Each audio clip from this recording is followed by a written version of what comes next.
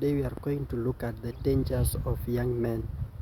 Young men are the most people that are prone to dangers, and the fact is that many of them they don't know.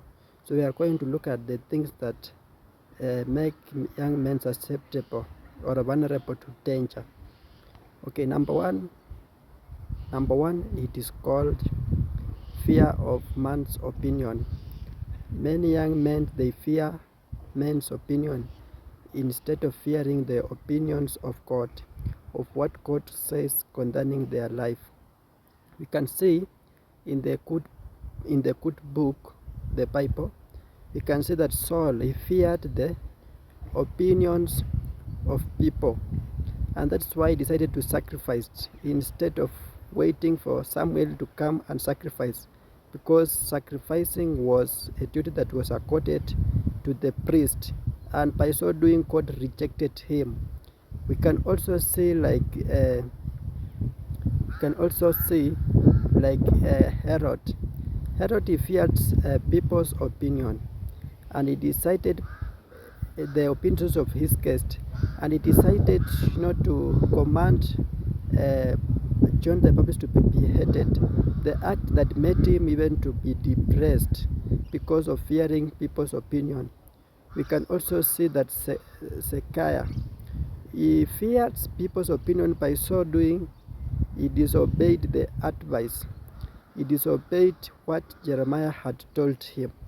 So the number one danger that young men do is by fearing man's opinion. We should not fear men's opinion, but we should fear the opinions of God. Because if we allow ourselves to be defined by the opinions of people, that opinion it will pin us down. Number two is treating the things of holy things with contempt. You'll find out that young men they will not be found in Bible studies, they will not be found in weekly programs that can help them in growing spiritually. They are only found in women and men, things that does not add value to their life. So they treat the holy things of God with contempt. They will not be found in prayers, in Bible studying. And we can see that Jesus Christ was at the age of 12 years, but he was among the teachers of the law. He was learning, sitting there and asking questions. The only way for you to grow is aspire to learn, live to learn, and live to learn every day. Number three is that they commit thoughtlessness. They do things without thinking. That was the problem that was with Adam.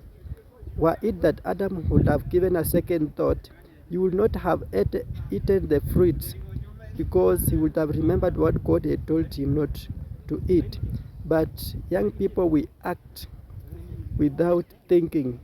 We do rashly and we like immediate gratification. So we need to ask the Lord to help us that before we do anything, we need to think, because there's a way that seems right in the man's way, but it ends to death. We need to give a thing a second look.